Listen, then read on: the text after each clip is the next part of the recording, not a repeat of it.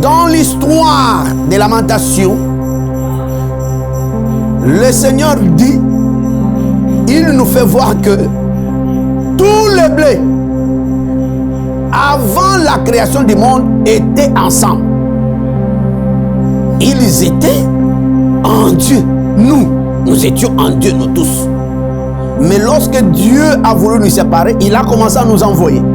C'est ainsi que, en nous dispersant, les uns se sont retrouvés dans ce que nous appelons aujourd'hui des familles. Il y en a qui sont allés tomber dans des familles qu'on appelle Batetela, les autres les Français, les autres les Japonais, les autres les Américains, tout consort.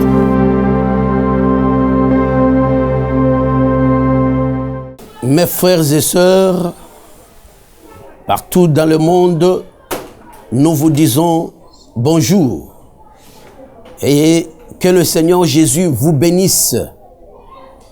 Nous vous savons très nombreux à nous suivre dans ce cadre, n'est-ce pas, de votre émission Face aux alarmes nocturnes. Face aux alarmes nocturnes étant la réponse aux cris qui se font de nuit contre les brigands et contre tous les dangers que les fils d'Abraham subissent. Parce qu'il faudrait noter ceci, mes frères, que en Israël, Moïse avait donné une loi pour les filles vierges, sachant que tout celui qui est appelé à être enfant de Dieu, à la vérité, c'est une personne qui marche avec la virginité. Un jour, on en parlera. Alors, Moïse avait dit, une fille vierge, lorsque un monsieur la rencontre et veut la forcer de relations sexuelles, la loi demandait à la fille de crier.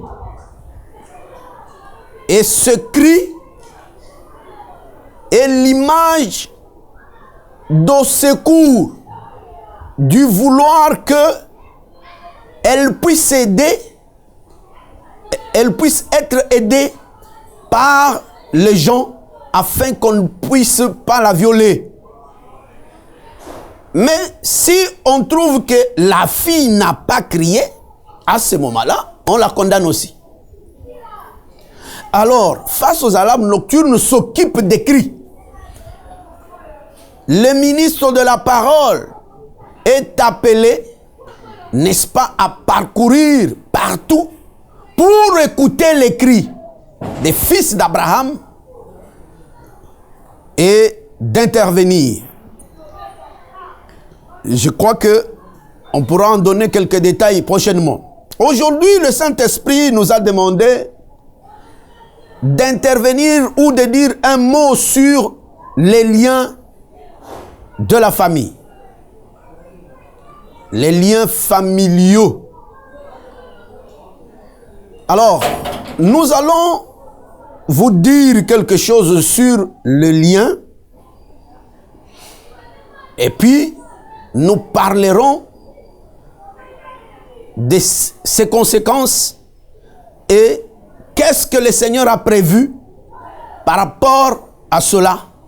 Parce que, naturellement, tout le monde est appelé à être influencé par sa famille, par son sang. Mais le Seigneur n'a pas laissé ses enfants comme ça. Il a voulu que il puisse vous donner de l'espérance. Et lorsque vous recevez la vraie connaissance, cette vraie connaissance vous sauve, vous guérit. Souvenez-vous, et si vous ne le savez pas, je vous dis que Dans Jean, chapitre 17, le verset 3, l'Écriture révèle que la vie éternelle, c'est la connaissance du vrai Dieu. Voilà. Je vais demander d'abord qu'on nous lise 2 ou 3 écritures, après quoi nous allons parler librement. Nous allons prendre la première écriture dans Ézéchiel, chapitre 18, on nous lira du premier verset au 4e.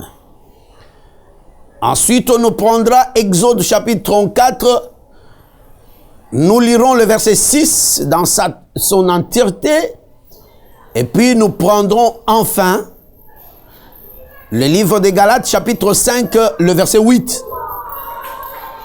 Que les lecteurs nous les lisent au nom de Jésus. Nous lisons au nom de Jésus. La parole de l'Éternel me fit adresser en ce mot. Pourquoi dites-vous ces proverbes dans le pays d'Israël? Les pères ont mangé des raisins verts et les dents des enfants en ont été agacées. Ok. Continue. Dit le Seigneur. L'Éternel, vous n'aurez plus lieu de dire ces proverbes en Israël. Voici, toutes les âmes sont à moi. L'âme du Fils comme l'âme du Père.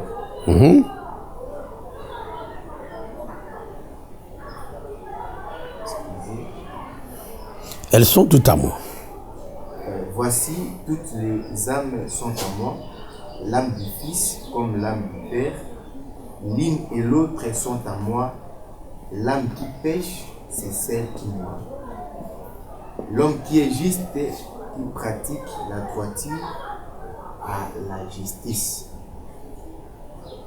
Telle est la parole du Seigneur.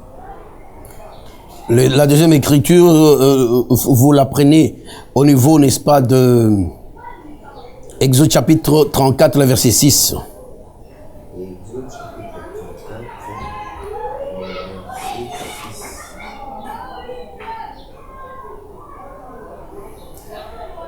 La Bible dit ceci. L'Éternel passa devant lui et s'écria. L'Éternel, Dieu miséricordieux et compatissant, lent à la colère et riche en bonté et en fidélité. Quelle est la parole du Seigneur? Continue. Cette écriture n'est pas terminée. 6 vers. Lis, continue ce texte-là. Là à la colère, riche en bonté et en fidélité, qui conserve son amour jusqu'à 1000 générations, qui pardonne l'iniquité, la rébellion et le péché, mais qui ne tient point le coupable. Qui ne tient plus point le coupable pour innocent, et qui punit l'iniquité des pères sur les enfants, et sur les enfants des enfants jusqu'à 3e et à la 4e génération. Ok. Donc, il y a une dernière écriture que vous devez lire. Il faut bien lire jusqu'à ce que, en fait, comme ça, nous allons parler librement pour que les gens nous comprennent très bien. Prenez le livre des Galates, chapitre 5, verset 8, nous avons dit ça.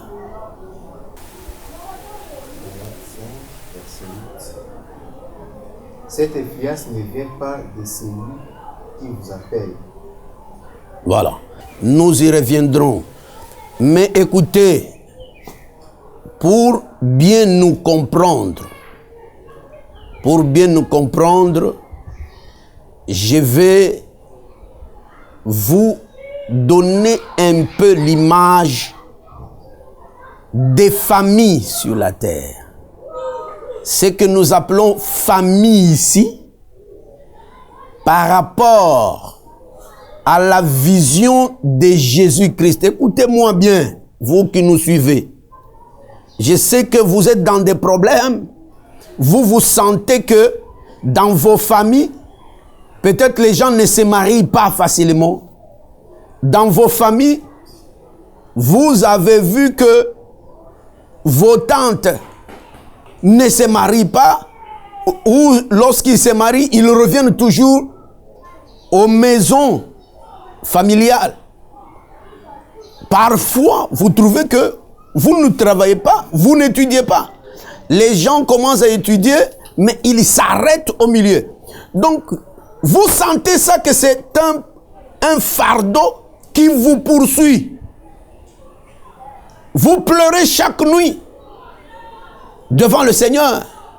Mais écoutez ce qui peut bien vous délivrer. Ce n'est pas seulement la prière. Parce qu'une prière sans parole ne peut pas être efficace, à moins que ce soit le charlatanisme. C'est pourquoi nous disons ceci. Je reviens pour vous expliquer l'origine de nos familles par rapport à vous-même.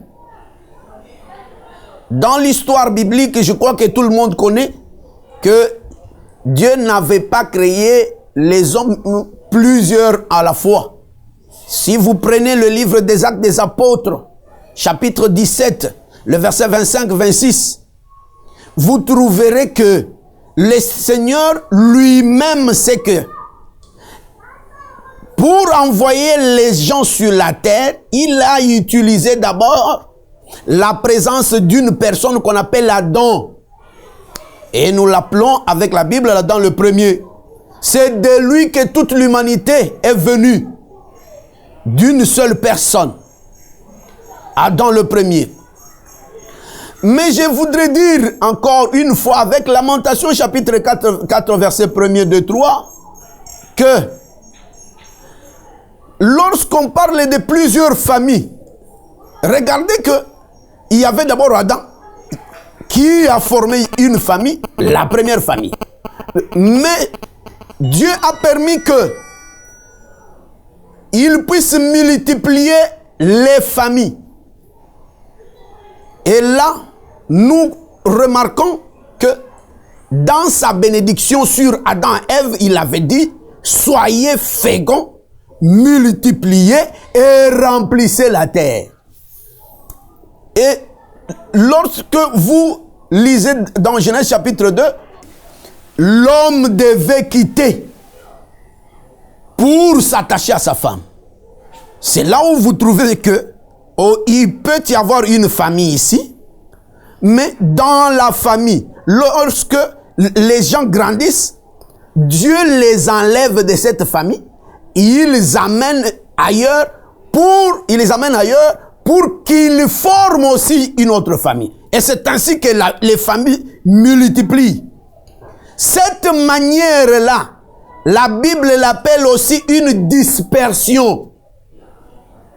Parce que vous vous souviendrez dans Genèse chapitre 11, lorsque les hommes ont voulu rester sur place, lorsqu'ils ont bâti la tour de Babel, le Seigneur qui est descendu pour les disperser, il les a chassés en faisant simplement que chacun puisse avoir un autre langage, un langage que l'autre ne comprenait pas, et les gens se sont séparés, ils sont partis. Ça, c'est la pensée de Dieu. Ça s'appelle une dispersion. Mais écoutez brièvement. Sachez que même si les gens peuvent être séparés par-ci par-là dans plusieurs familles qui ont porté des noms de tribus et consorts, des couleurs, des races et consorts, mais sachez que originellement, le Seigneur n'avait fait que deux races, ou du moins deux types de personnes par rapport à leur sémence. C'est là où Jésus a parlé dans sa prêche de la parabole des livrets et du blé. Ce sont deux semences. Paul avait récupéré ça, il en a parlé en d'autres termes, en termes de vases. Il a dit que Dieu a créé aussi deux types de vases. Il faut bien me suivre pour pouvoir comprendre les liens de famille. Deux types de vases. Des vases plutôt, je vais dire. Il y a des vases d'honneur, ou du moins des vases de miséricorde et des vases de colère. Les vases de miséricorde, c'est ce qu'il appelle aussi vases d'honneur. Les vases de colère, c'est ce qu'il appelle aussi des vases à un usage vil. Retenez ça. Et le Seigneur Jésus, parlant en parabole, il a dit, les uns sont du blé et les autres sont délivrés. Donc il y a le blé et livré. C'est pourquoi nous disons ceci. De ces deux types de gens, le Seigneur a voulu que ces gens puissent être dispersés partout sur toute la terre. Mais ces gens qui sont dispersés sur toute la terre, ils ne viennent que de deux sources, le blé et l'ivraie. Et l'Écriture interprète le blé, dans Matthieu chapitre 13, comme étant les fils du royaume. C'est toute une race, la race de Dieu. Les gens qui ont la nature de Dieu, ils s'appellent le livré. Et plutôt, le blé plutôt. Et ces races ne peuvent pas se connaître comme ça. Tu ne peux pas te mettre sur la rue et commencer à dire que, voilà, sur le visage de tel, tu dis que celui-ci est le blé et celui-là est livré. Ça ne se fait pas comme ça. Dieu sait garder le monopole et le secret de cette distinction. La preuve, c'est que lorsque Jésus a parlé de cette parabole, il a dit quelque part que lorsque les gens qui travaillaient dans ce champ ont dit au patron que laisse que nous puissions arracher, livrer pour laisser le blé grandir comme il le faut. Le Seigneur a dit non. Si vous osez faire ça maintenant, vous allez arracher même le blé. Pourquoi il avait dit ça? C'est parce que les deux, lorsqu'ils grandissent, il n'y a pas de différence. Il faut être prophète, du moins Dieu lui-même, pour comprendre cette séparation comme cela. Voilà pourquoi je dis ceci. Dans l'histoire des lamentations, le Seigneur dit, il nous fait voir que tout le blé, avant la création du monde, étaient ensemble. Ils étaient en Dieu. Nous étions en Dieu, nous tous. Mais lorsque Dieu a voulu nous séparer, il a commencé à nous envoyer. C'est ainsi que, en nous dispersant, les uns se sont retrouvés dans ce que nous appelons aujourd'hui des familles. Il y en a qui sont allés tomber dans des familles qu'on appelle Batetela, les autres les Français, les autres les Japonais, les autres les Américains, tout consort. Pour dire que ce que la dispersion a apporté, c'est quoi? Donc, avant que les gens n'aillent dans la dispersion, il faut lire ça aussi dans Deutéronome chapitre 28. À partir du verset 68, vous trouverez que le Seigneur donne les caractéristiques de la dispersion. Les gens quittent l'adoration du vrai Dieu et lorsqu'ils vont dans la dispersion, ils sont obligés d'adorer les dieux, les faux dieux que leur père n'avait pas ordonné et ne connaissait pas. Pour dire que lorsque nous nous retrouvons dans nos familles là respectives, qu'est-ce qui se passe en fait? Avant d'entrer dans le monde, chacun de nous n'a pas le corps ici humain. C'est un esprit. Et le Seigneur, en nous envoyant, il nous met dans des corps. Et le corps est le fruit de l'union entre un homme et une femme. C'est là où nous entrons dans des corps ici, ne concerne pas le monde. Mais le constat est général pour tout le monde. Comme je viens de l'expliquer, par l'effet de la dispersion, tout le monde qui va dans la dispersion est obligé d'être influencé par le milieu où il est. Même si vous utilisez Jérémie chapitre 29, le verset 6, vous trouverez que Dieu qui envoie son peuple dans la dispersion appelée déportation à Babylone, mais à un certain moment il dit que bâtissez les maisons là-bas à Babylone, qui n'était pas leur pays. Il dit mariez-vous là-bas. Et il dit encore que recherchez la paix de ce lieu-là et priez le Seigneur, parce que votre bien-être dépend de leur. Donc c'est pour dire quoi? Pour dire que je confirme que lorsque vous venez d'une famille, sachez que les choses que vous avez trouvées dans cette famille vont vous suivre. La sorcellerie de cette famille va vous suivre. Toutes les choses de cette famille vont vous suivre, je veux dire. Mais pour Israël, il y a une promesse qui s'ensuit. Le Seigneur dit, pourquoi ce proverbe? Pourquoi ce principe d'influence doit-il continuer en Israël? Pourquoi il a posé cette question? D'ailleurs, lui-même continue pour dire que l'âme du Père comme l'âme du Fils, tout lui appartenait. Et il dit, c'est seulement l'âme qui pêche qui sera condamnée. Ici, il donne déjà une solution. Pour mieux comprendre la solution, nous retournons dans la deuxième écriture qu'on venait de nous lire.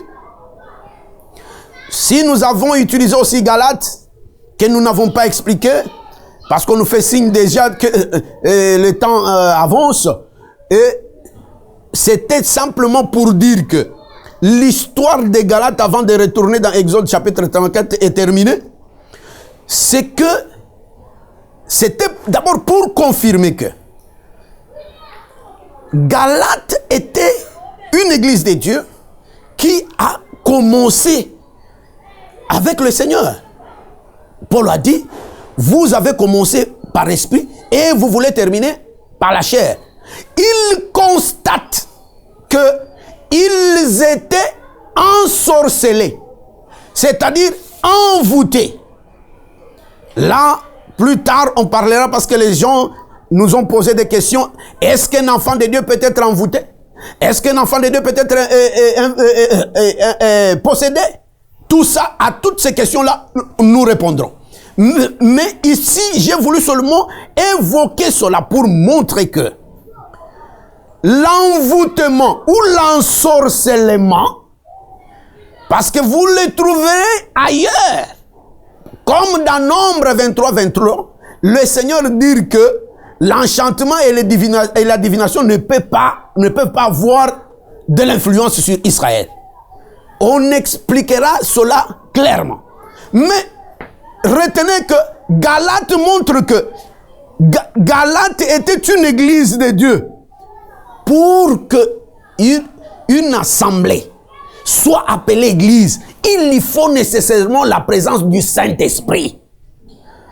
lorsque les gens se rassemblent et qu'il n'y a pas le Saint-Esprit, cela ne peut pas être appelé une église de Jésus. Non.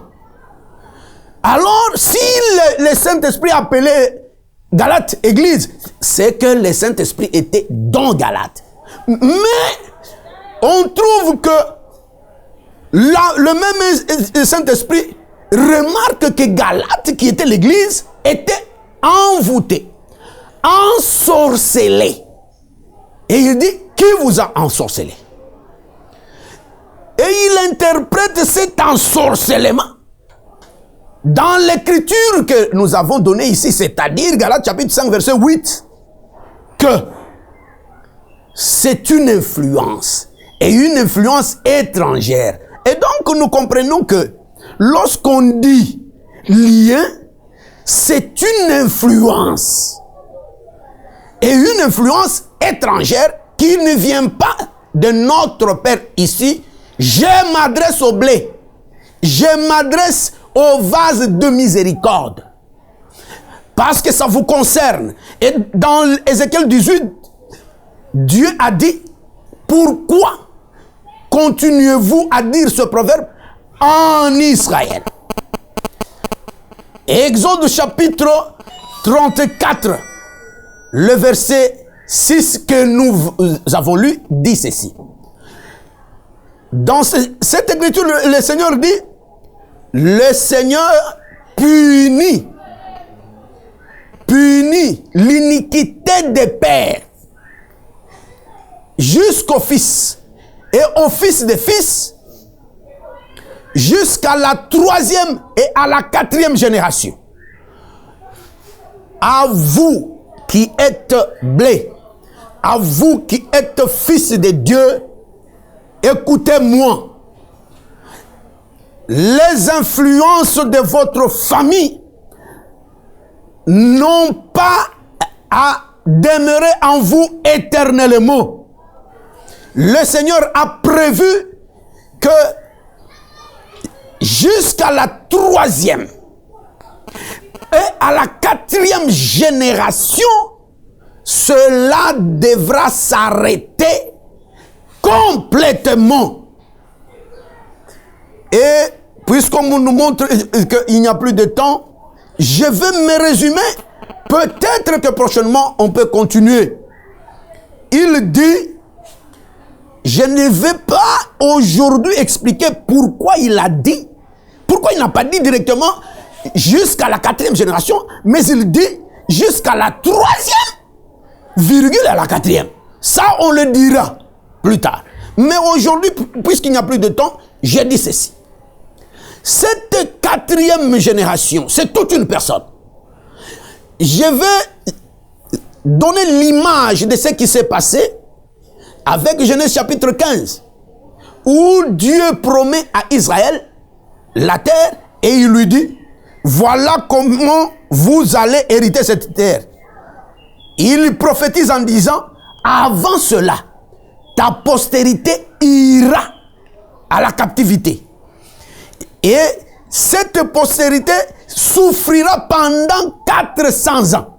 Il interprète les 400 ans que à la 4e génération, je viendrai, moi Dieu, et je ramènerai cette postérité pour qu'elle puisse hériter la terre promise. Mais ouvrez les yeux avec moi. Remarquez.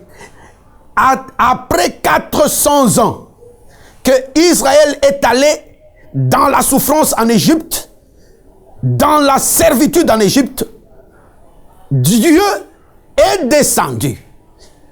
Mais les yeux des hommes ne voyaient pas Dieu. Dieu descend à travers un homme qu'on appelle Moïse.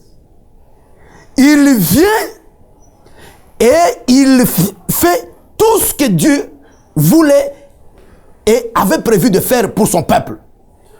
C'est d'abord pour dire que ce Moïse-là, Dieu a dit, à la 4e génération, je descendrai. Moïse, ce Moïse-là, représentait cette 4e génération. Parce que c'est avec lui que la malédiction devait s'arrêter. Et Moïse ici, il est l'image de Jésus-Christ lui-même. Quand vous le voudrez, ou Dieu le voudra, on pourra y revenir. Cela veut dire simplement que ceci. Si vous êtes dans une famille et que vous acceptez Jésus-Christ, je parle de Jésus. Jésus, c'est la parole et la vraie parole. Jésus, ce n'est pas seulement le fait d'aller prier. On y reviendra parce qu'il n'y a plus de temps. Mais si vous entrez dans l'évangile éternel, dans la vraie parole, sachez que officiellement, toutes ces influences doivent s'arrêter pour respecter les Écritures. Puisque Dieu est fidèle à sa parole. Je te le dis au nom de Jésus. Puisqu'il n'y a pas de temps, je vais dire un mot sur toi et tu resteras branché pour que prochainement nous puissions vous éclairer très clairement. Parce que n'oubliez pas l'écriture que j'ai donnée au début, que même la vie éternelle, c'est la connaissance et la vraie connaissance de Dieu.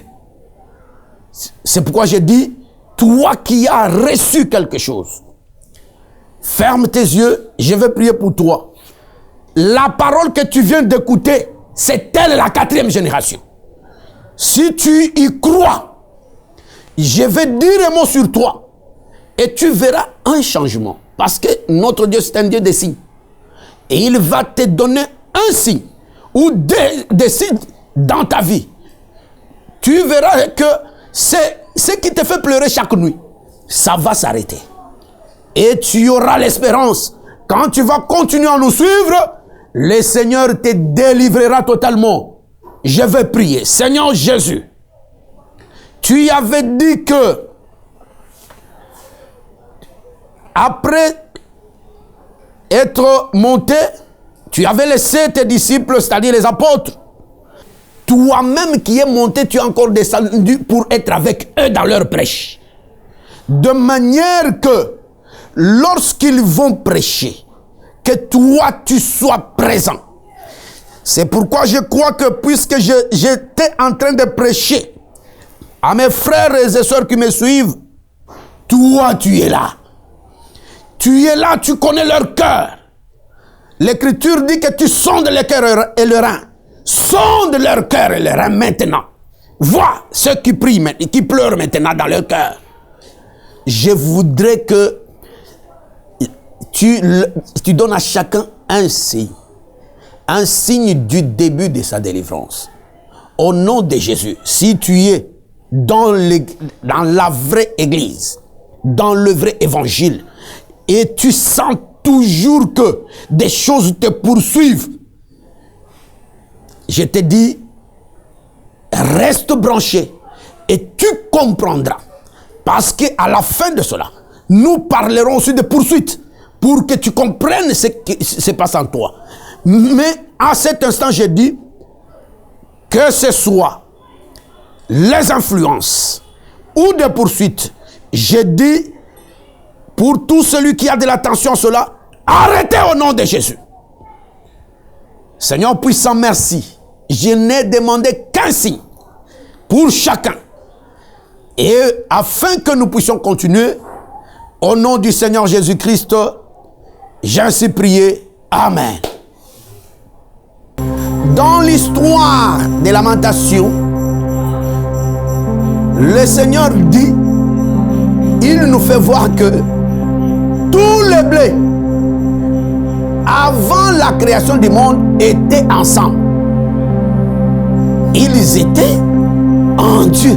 Nous étions en Dieu, nous tous. Mais lorsque Dieu a voulu nous séparer, il a commencé à nous envoyer.